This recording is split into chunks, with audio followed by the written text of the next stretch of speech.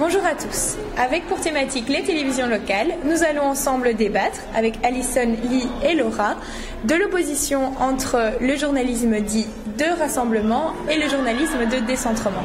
Ces concepts sont élaborés par Géraldine Buhlmann, sociologue et journaliste française.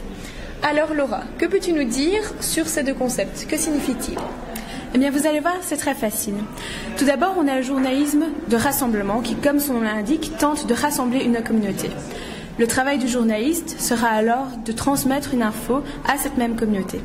À l'opposé, on a le journalisme de décentrement qui, quant à lui, va tenter de proposer un avis différent de celui de l'ensemble de la communauté. Le boulot du journaliste sera, dans ce cas-là, de pousser cette communauté à former un nouvel avis, à se poser des questions, à se remettre en question. Et donc, en ce qui concerne les télévisions locales, est-ce qu'on se trouve dans du décentrement ou justement dans du rassemblement? Eh bien, c'est une question qui semble simple de premier abord, mais nous allons voir que ce n'est pas si facile. En effet, donc, j'ai tendance à penser que la télévision locale, donc, elle relève du journalisme de rassemblement, puisque de fait, donc, elle s'adresse à une audience locale, donc, c'est-à-dire une communauté, un public qui est déjà une communauté. Mais donc ce type de chaîne en fait est diffusé dans un espace limité et pour un public cible.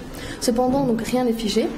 Et donc même si en général les télévisions locales représentent du journalisme de rassemblement, les deux concepts s'entrecroisent continuellement. Et donc en fait, en fonction du public auquel le reportage s'adresse, nous serons soit face à du rassemblement, soit face à du décentrement.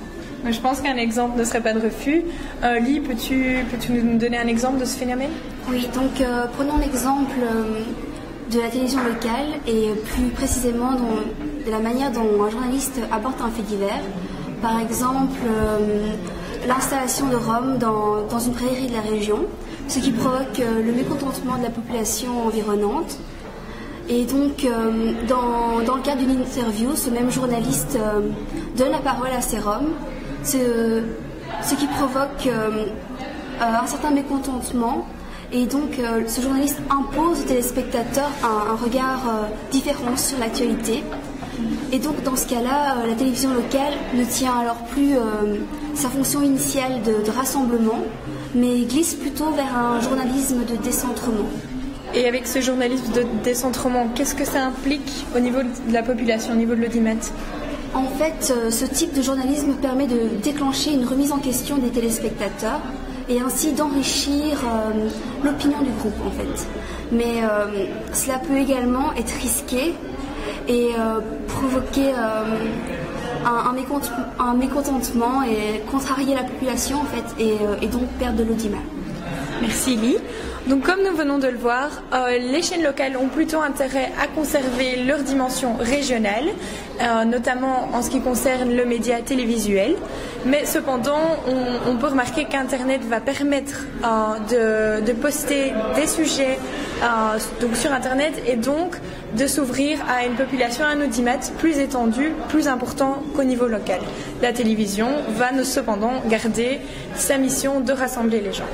Voilà, merci les filles pour votre intervention et je pense qu'il est temps pour nous de retourner à nos syllabus. Merci, à bientôt.